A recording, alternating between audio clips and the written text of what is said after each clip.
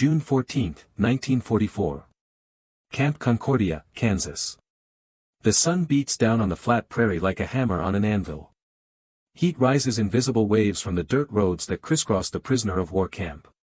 The air tastes of dust and dried grass and the particular metallic scent that comes from thousands of men living in close quarters. Private First Class Robert Hennig of the 401st Military Police Company stands in the shade of Guard Tower 3, watching 3,200 German prisoners move through their afternoon routine. His uniform is soaked with sweat. His rifle weighs heavy on his shoulder.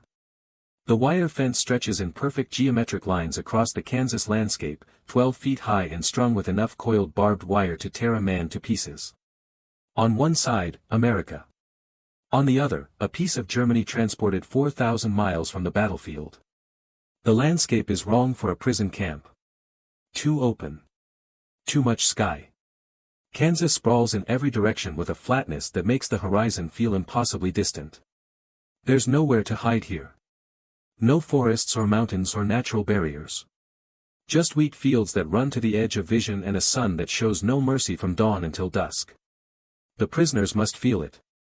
This exposure. This vulnerability. Trapped not just by wire and guards but by geography itself. Hennig had expected the prisoners to look defeated. Broken. The way men should look after losing a war and ending up behind barbed wire in the middle of nowhere. But these Germans don't look defeated. They walk with their backs straight. They organize themselves into work details with military precision. They salute their own officers with the same crisp discipline they must have used in North Africa before the British captured them at El Alamein. It bothers Hennig more than he wants to admit. He enlisted 2 days after Pearl Harbor. Spent 18 months training to fight Germans in Europe.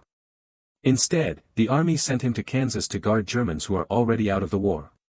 Men who should be grateful they're sitting out the rest of the conflict in safety, eating 3 meals a day, sleeping in barracks instead of foxholes.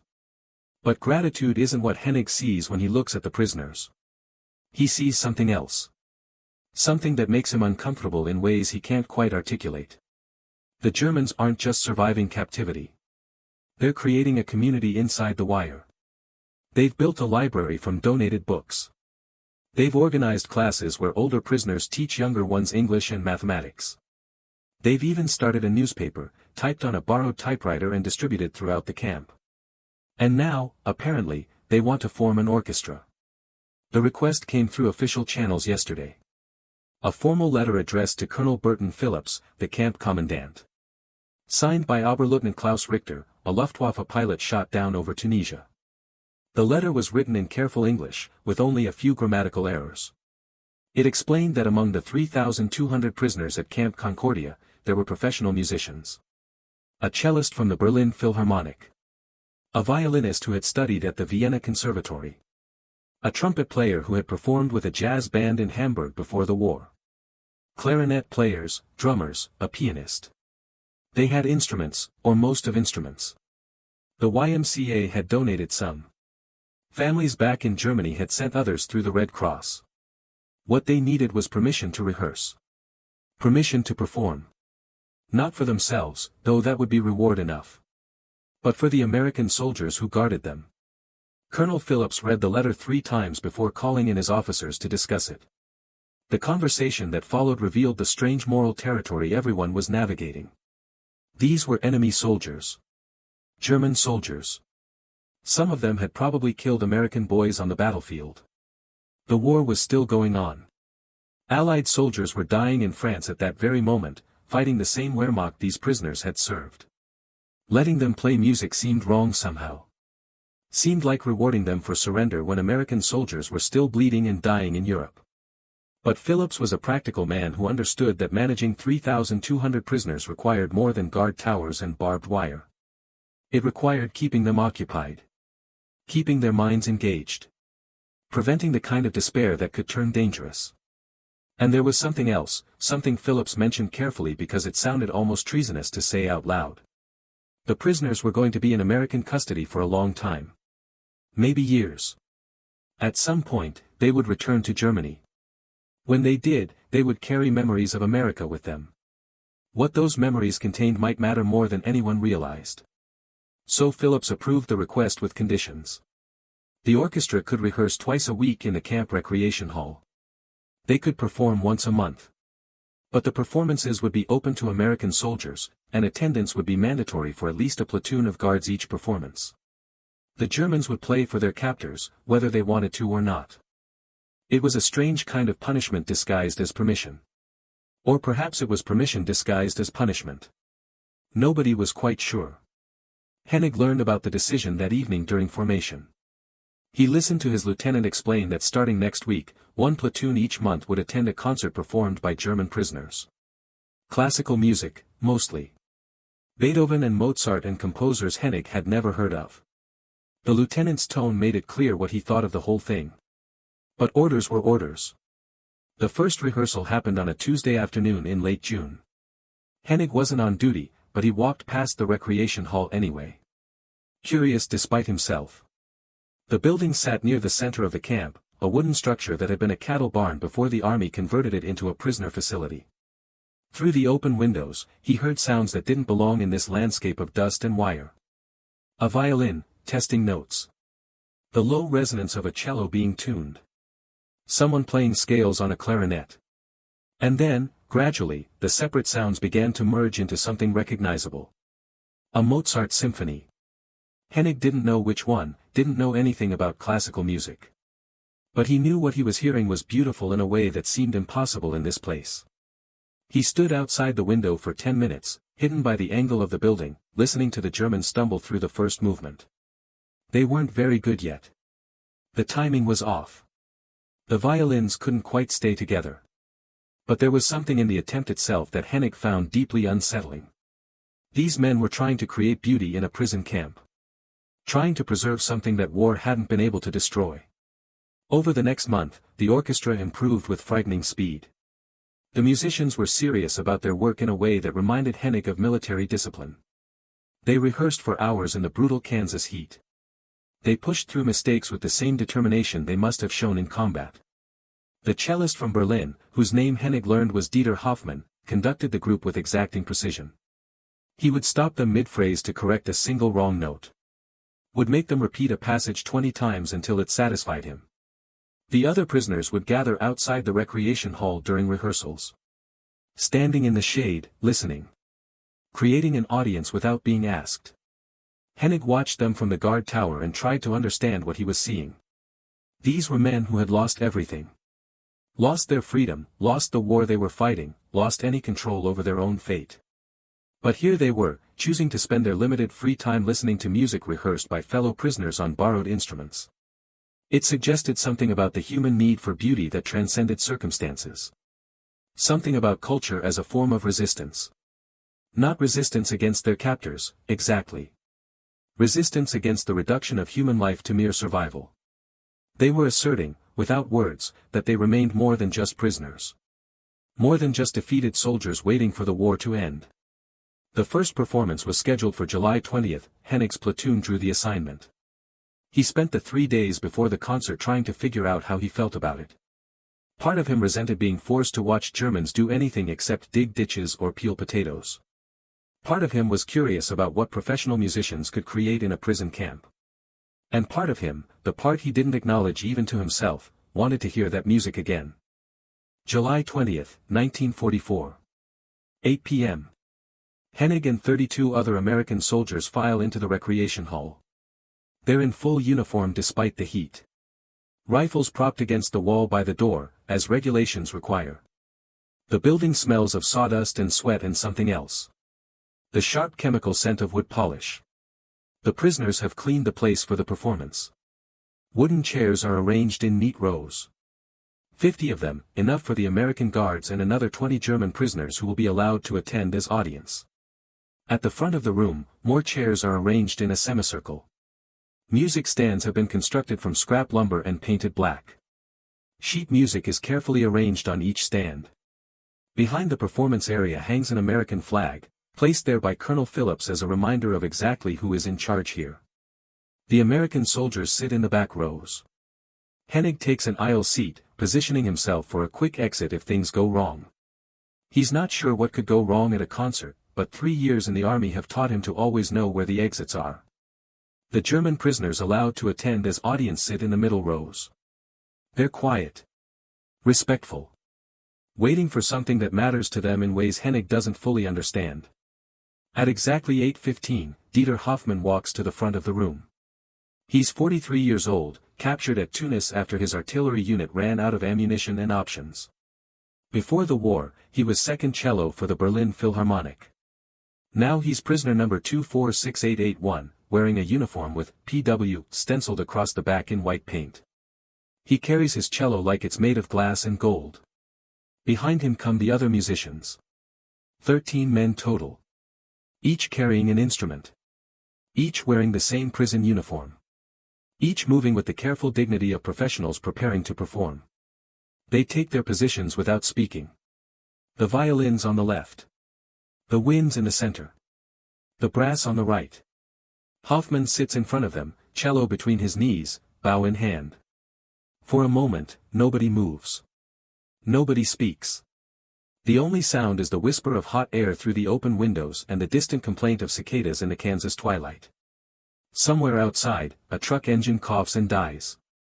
A guard's boots scrape against gravel. The mundane sounds of the camp intrude briefly, then fade. The building itself seems to be waiting. Holding its breath.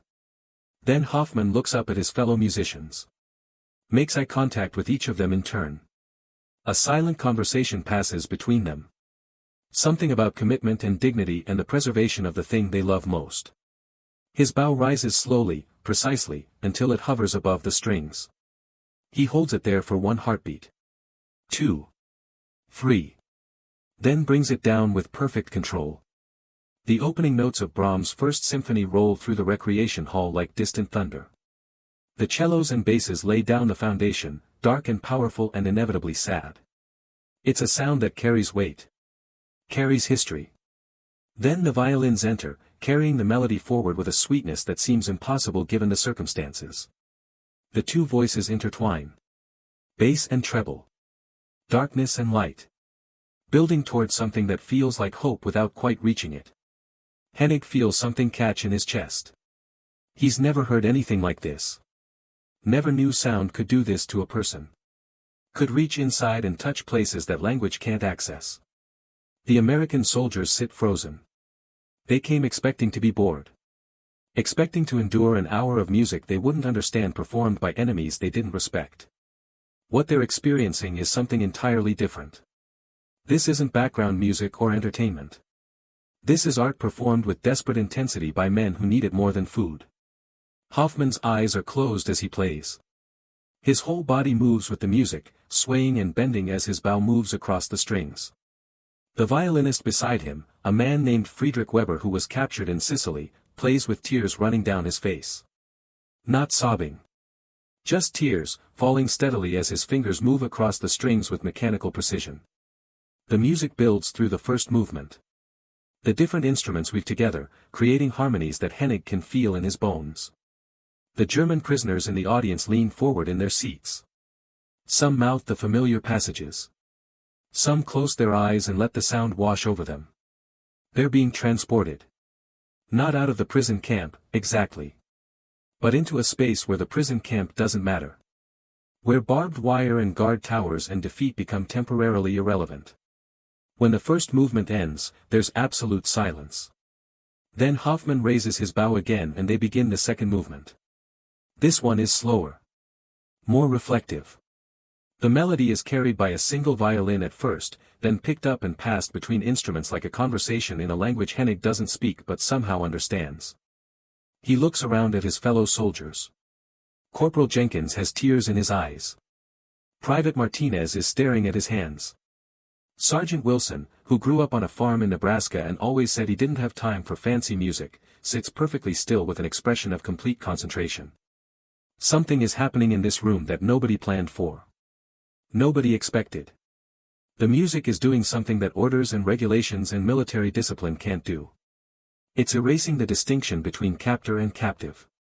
Creating a shared space where Germans and Americans are just humans listening to something beautiful together. The third movement brings energy back. The tempo increases. The brass section comes alive, adding power and brightness to the melody. The drummer, a young Wehrmacht corporal named Hans Schmidt, attacks his instrument with controlled violence. Each strike precise and measured, driving the music forward like a heartbeat. Hennig watches Hoffman and realizes something that makes him deeply uncomfortable. This man isn't playing for the American soldiers. He isn't playing to earn privileges or curry favor. He's playing because the music demands to be played. Because he carries it inside him and needs to give it voice, regardless of circumstances. The audience is almost irrelevant. The music would happen whether anyone was listening or not. The fourth movement begins with a theme that Hennig recognizes even though he's never heard this symphony before. It's the kind of melody that sounds like coming home. Like everything difficult in life resolving into peace. The orchestra plays it with absolute commitment. No showing off. No unnecessary flourishes. Just the music, presented with the clarity and honesty that great art requires. As the symphony builds toward its conclusion, Hennig feels something shift inside him. These men in prison uniforms aren't abstractions anymore. Aren't just the enemy, or prisoners, or Germans. They're musicians. Artists. Human beings who have preserved something precious through circumstances that should have destroyed it. And in preserving it, they're offering it to everyone in this room. Including the soldiers who guard them. The final notes ring out into the hot Kansas night. Hoffman holds his bow motionless for 3 seconds after the last note fades. Then he lowers it slowly. Looks up at the audience for the first time since the music began. His face is exhausted. Triumphant. Devastated. Grateful. Nobody applauds. Nobody moves. The silence that follows the music is somehow louder than the music itself. Then, slowly, Sergeant Wilson stands up. Still not applauding. Just standing, as if something important has just happened and he needs to acknowledge it with his body since words won't suffice. One by one, the other American soldiers stand. Still silent. Standing in witness to something they don't have words for. The German prisoners in the audience stand as well. And finally, the musicians stand, still holding their instruments. For 30 seconds, everyone in the recreation hall is standing in complete silence. Americans and Germans. Captors and captives. Just people who have shared something that transcended all of that. Then Hoffman breaks the spell. He bows slightly. A formal, old-fashioned bow from the waist. The other musicians follow his lead. The American soldiers, uncertain what to do, begin to applaud. Tentatively at first, then with growing enthusiasm.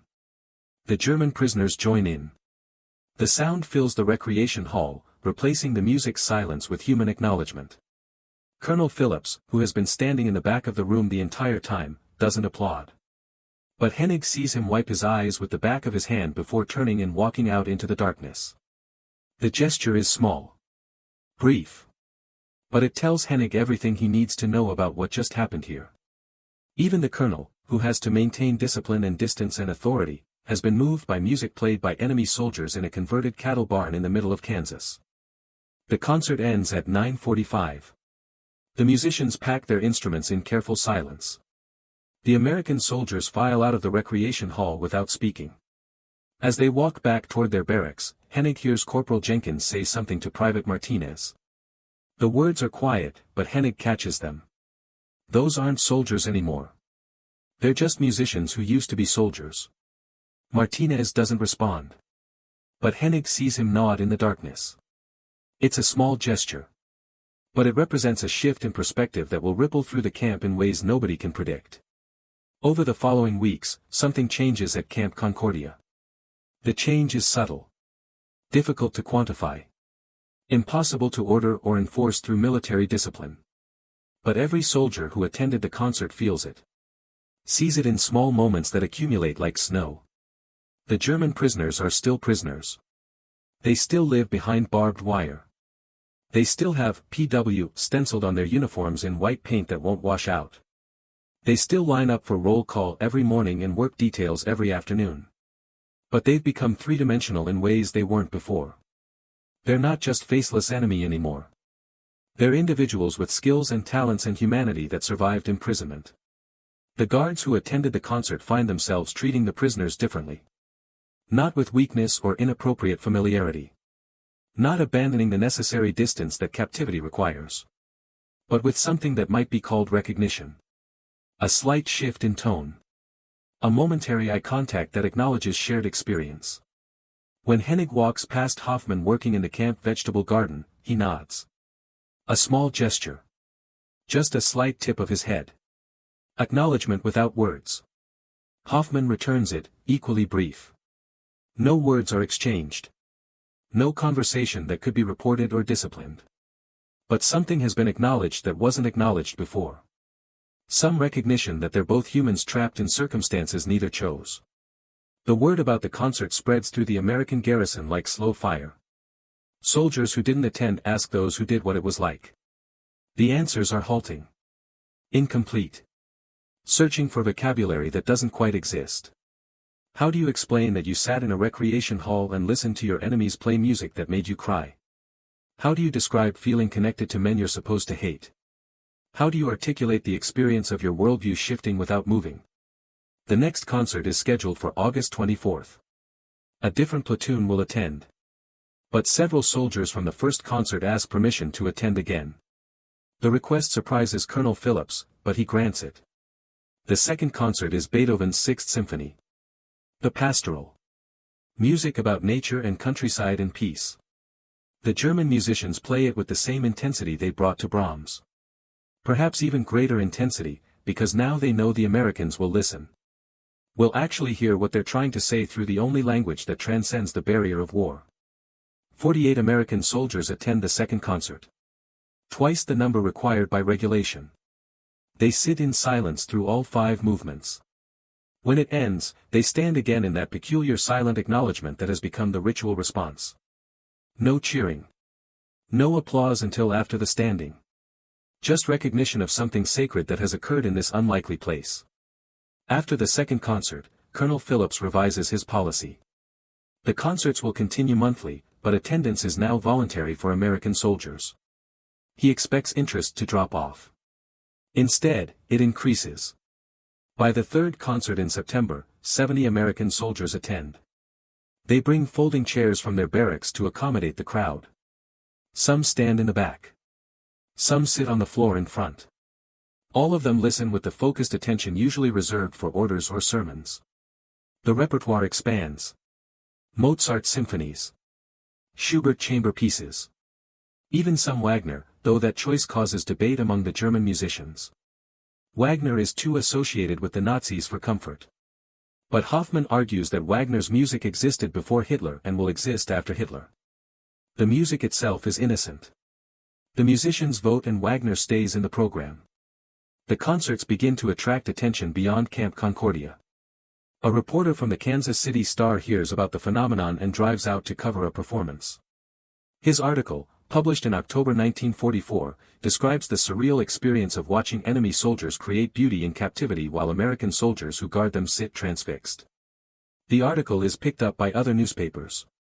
Soon, journalists from across the country are requesting permission to attend. Colonel Phillips denies most of the requests.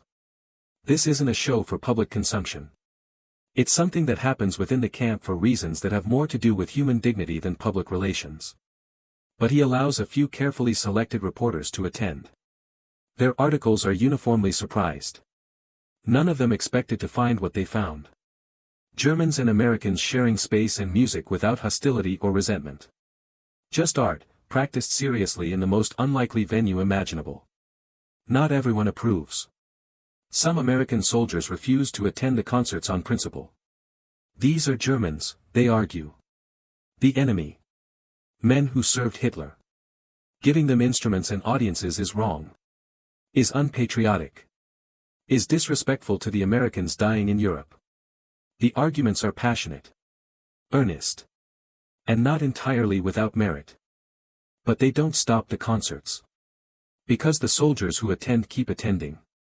And something in their faces afterward, something in the way they carry themselves and interact with the prisoners, suggests that whatever is happening in the recreation hall once a month is important in ways that transcend wartime hostility. Hennig thinks about it constantly. Tries to articulate what has changed inside him. The best he can manage is this: before the concerts, the prisoners were two-dimensional. They were Germans. Enemy. The other side. After the concerts, they're individuals. Each with a story. Each with skills and memories and humanity that exists independently of the uniform they wear or the war they lost. This doesn't mean Hennig has forgotten their enemies. Doesn't mean he's forgotten there's still a war being fought. American soldiers are still dying in Europe. Germans are still fighting with desperate ferocity. The moral simplicity of us versus them hasn't disappeared. But it's been complicated by art. By the undeniable reality that the enemy can create beauty. That culture and humanity persist even in circumstances designed to strip them away. The final concert of 1944 takes place on December 20th. Hoffman selects Beethoven's Ninth Symphony for the occasion. It's an ambitious choice. The piece requires more instruments than the orchestra has and includes vocal parts they can't perform. But Hoffman arranges it for their available forces. Cuts what must be cut. Preserves what can be preserved. The result is a scaled-down version of one of the greatest pieces of music ever written, performed by prisoners for their captors on the shortest day of the year. 114 American soldiers attend. The recreation hall is packed beyond capacity. Men stand along the walls and sit in the aisles. The fire marshal would never approve, but nobody cares. They've come to hear something that matters more than regulations. The German musicians play with absolute commitment. The fourth movement, with its famous Ode to Joy melody, fills the building with sound that seems too large for the space. The melody that Beethoven wrote to celebrate human brotherhood. Being performed by Germans for Americans. In a prison camp. In Kansas. While war continues in Europe. When it ends, the standing silence lasts longer than usual. 2 full minutes where nobody moves. Nobody speaks. Just stands in acknowledgement of what they've just experienced. Then the applause comes. Not polite. Not restrained. But genuine appreciation that lasts for 5 minutes. The musicians bow repeatedly. Hoffman has tears on his face. So do several of the other Germans. So do many of the American soldiers. Afterward, as the musicians pack their instruments, something unprecedented happens. Several American soldiers approach Hoffman and shake his hand.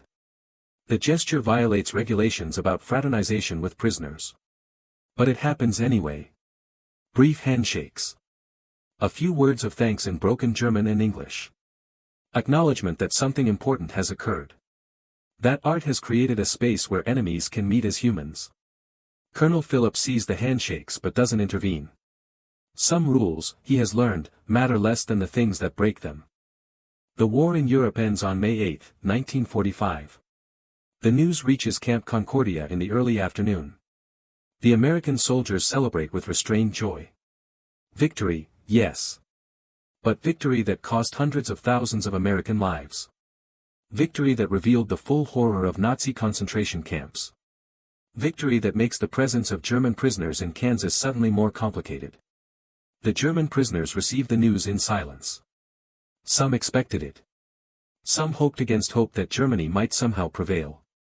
All of them understand that they're going home eventually, but home no longer exists in the form they remember. Germany is defeated. Destroyed. Occupied by foreign armies. Whatever they're returning to won't be the country they left. The orchestra continues. Through the summer of 1945, through the Japanese surrender in August, through the long process of determining what to do with hundreds of thousands of German prisoners scattered across American camps. The concerts become more frequent.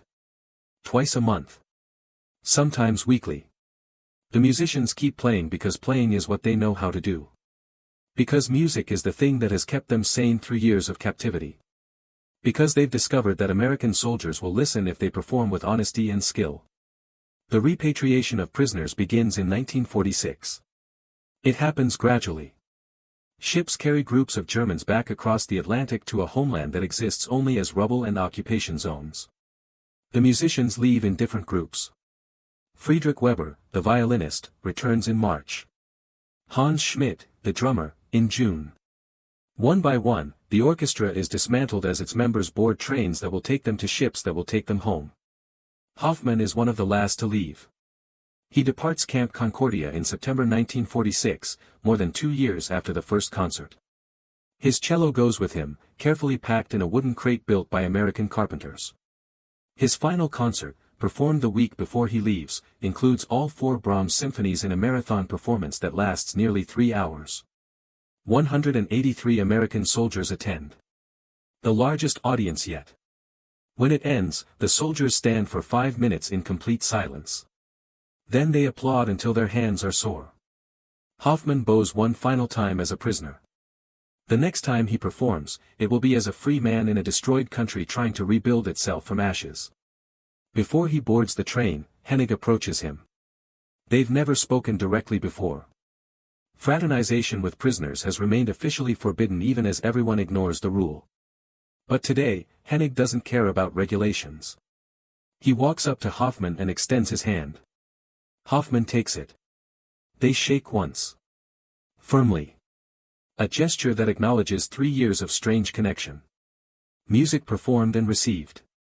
Art shared across the barrier of captivity. Thank you, Hennig says. In English, because his German is terrible. For the music. It mattered. Hoffman nods. His English has improved over the years, but some things don't need translation. It mattered to us as well, he says. More than you know. Then he boards the train and is gone. Hennig watches the train until it disappears into the Kansas morning. He feels like something important has ended. Like a door has closed on a chapter of his life that he won't be able to explain to anyone who wasn't there. The other musicians scatter across post-war Germany. Some return to professional music. Weber rejoins an orchestra in Munich. Schmidt opens a music shop in Hamburg. Others never play again, the war having taken something from them that can't be recovered. But they all carry memories of those concerts in Kansas. Of Americans who listened. Of music that persisted despite circumstances that should have destroyed it. Hoffman returns to Berlin and rejoins the Philharmonic in 1948. The orchestra is rebuilding alongside the city. Performing in damaged concert halls for audiences who are hungry and cold but desperate for beauty. For evidence that culture has survived the catastrophe. Hoffman plays with the same intensity he brought to the recreation hall in Kansas. Perhaps even greater intensity, because now he understands how precious and fragile civilization is. How easily it can be destroyed and how difficult to rebuild. He never speaks publicly about his time as a prisoner in America. The experience is too complicated to explain. How do you tell people about enemy soldiers who stood in silence after you played Beethoven? How do you describe the strange dignity of creating art in captivity? How do you articulate the way music erased national boundaries for brief moments in a cattle barn converted into a concert hall? But in private, with fellow musicians who understand, he sometimes mentions it. The Americans who listened, he tells them. Really listened. Not because they had to, but because the music demanded to be heard. That's what he remembers most. Not the barbed wire or the guard towers or the prison uniforms. But the quality of attention in that room when music filled it. The way Americans and Germans became just humans together. Briefly. Impossibly. In the middle of Kansas while the war was still being fought. Hennig returns to civilian life in 1947. Goes home to Ohio. Takes a job in a factory. Marries a woman who doesn't understand why he sometimes plays classical music on the radio and stands absolutely still while it plays, eyes closed, transported somewhere else. He tries to explain it once. Tries to describe what it felt like to sit in that recreation hall and listen to enemies create beauty. But he can't make her understand, so he stops trying. Years later, in 1962, Hennig reads an obituary in the newspaper. Dieter Hoffman, second cello for the Berlin Philharmonic, has died at age 61. The obituary mentions his long career. His recordings. His reputation as a teacher. It says nothing about the 3 years he spent in an American prison camp. Nothing about the concerts that changed the men who heard them. Hennig clips the obituary and keeps it in his wallet. He's not sure why. Some gesture of respect. Some acknowledgement that this man who was once his enemy gave him something that shaped his understanding of what it means to be human. The obituary stays in his wallet until his own death in 1989, a small piece of paper carrying a memory that belonged to both of them. Camp Concordia itself is torn down in 1946. The barbed wire is removed. The guard towers dismantled. The barracks sold as surplus lumber. The recreation hall is demolished. Nothing remains to mark the place where Germans and Americans shared music during the war. The land returns to Kansas prairie. Wheat fields and cattle pasture. The ghosts of those concerts exist only in memory. But some of the American soldiers who attended carry those memories for the rest of their lives. They pass them to children and grandchildren. Stories about the time Germans played Beethoven in a prison camp and everyone who listened understood something important about humanity that war tries to obscure. The stories sound improbable. Sentimental. Like something that couldn't have happened but did. The instruments are scattered now. Hoffman's cello is in a museum in Berlin. Weber's violin was sold after his death. Schmidt's drums disappeared. But the music they made together persists. Not in recordings, which don't exist. But in the memories of men who heard it and were changed by it. Music that insisted on beauty in a place designed for imprisonment. Art that refused to accept that war defined everything. What happened in Camp Concordia between 1944 and 1946 was small. 13 Germans playing music for American soldiers. A few concerts in a converted barn. Brief moments of shared humanity in the middle of industrial-scale violence. The story barely registers in the vast catalogue of World War II events. No battles were won or lost because of it. No strategic decisions hinged on it. History textbooks don't mention it. But for the men who were there, those concerts mattered more than most of the war's enormous events. They mattered because they demonstrated something that military training tried to eliminate. The recognition that enemies are human. That culture persists even when everything else is destroyed. That beauty remains possible even in circumstances designed to eliminate it. The story of the German POW Orchestra is easy to misunderstand. Easy to sentimentalize or dismiss. It doesn't mean the war wasn't necessary. Doesn't mean the Germans weren't the enemy. Doesn't mean that preventing Nazi victory wasn't crucial for human civilization. All of that remains true. But also true is this: in a cattle barn in Kansas, during the largest war in human history, a group of German prisoners created something beautiful. And the American soldiers who guarded them recognized that beauty and honored it by listening. That recognition, that moment of shared humanity across the barrier of war, is what lingers. Not as a lesson or a moral. But as a fact about what people can choose to do even when circumstances suggest they should do otherwise. Hoffman chose to play. The Americans chose to listen. And for brief periods, the music made the prison camp and the war and the distinction between captor and captive fade into temporary irrelevance. The concerts proved that art is not a luxury or an indulgence. It's a fundamental human need. People will create it and consume it even in prison camps. Even during wars. Even when every practical consideration suggests they should focus on survival instead. The Germans in Camp Concordia needed music the way they needed food. And once they began creating it, the Americans needed to hear it just as much. Today, the story exists in fragments.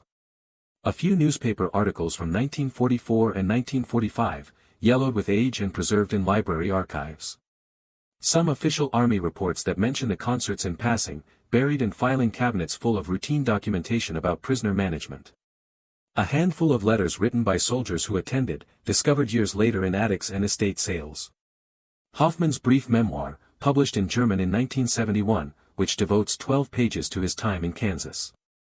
Oral histories recorded in the 1980s before the last veterans died, their voices thin with age but certain about what they remembered. Fragments that together suggest something important occurred in that unlikely place. The story barely survived. It could easily have been lost entirely, swallowed by the vastness of World War II history. There are no photographs of the concerts. No recordings.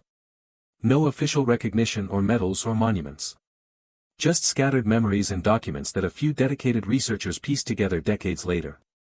The fragility of the historical record mirrors the fragility of what the concerts represented. Brief moments of humanity in a war that destroyed millions of lives. Easily missed. Easily forgotten. Preserved only by the insistence of a few men who knew they had experienced something worth remembering. The recreation hall where the concerts happened is gone. Demolished in 1946 along with the rest of the camp. The prisoners and soldiers are dead. All of them now. The last survivor, an American guard who attended 17 concerts, died in 2003 at age 86. The instruments have been sold or displayed in museums or lost. But the music remains in a strange way. It exists in memory. In the descendants of men who were there. In the recognition that even in the darkest circumstances, humans will reach for beauty. Will create it and share it and allow it to briefly transcend all the reasons they should hate each other. The war ended 79 years ago. The men who fought it are gone. But what happened in Camp Concordia persists as a small, stubborn fact about human nature. That art matters more than war wants it to. That enemies can recognize each other's humanity without ceasing to be enemies. That music can create space for connection even when everything else creates division. Hoffman understood this. So did the Americans who stood in silence after his concerts. They were all prisoners, in a sense. Trapped in circumstances larger than themselves. But for a few hours each month, music freed them. Not from the physical prison or the war or their roles as captor and captive. But from the requirement that they see each other as nothing more than enemies. That freedom, temporary and incomplete as it was, represented something worth remembering. Worth passing down. Worth preserving in the historical record alongside all the battles and casualties and strategic decisions that shape how we understand the war. Because wars end, but what we learn about ourselves during wars continues. The lesson of Camp Concordia is simple: art persists. Humanity persists. And sometimes, if we're lucky and brave enough to recognize it, the enemy becomes just another person trying to create beauty in an ugly world. The last note of the last concert played in Camp Concordia faded into the Kansas night in September 1946. The sound dissipated into the air and was gone. But the fact of it remains. Germans played music for Americans. Americans listened. And for those brief, impossible moments, the war stopped defining everything. That's what endures. Not the notes themselves, which can't be recovered. But the fact that they were played and heard and honored. That's what we carry forward from that cattle barn in Kansas. That's what refuses to be forgotten.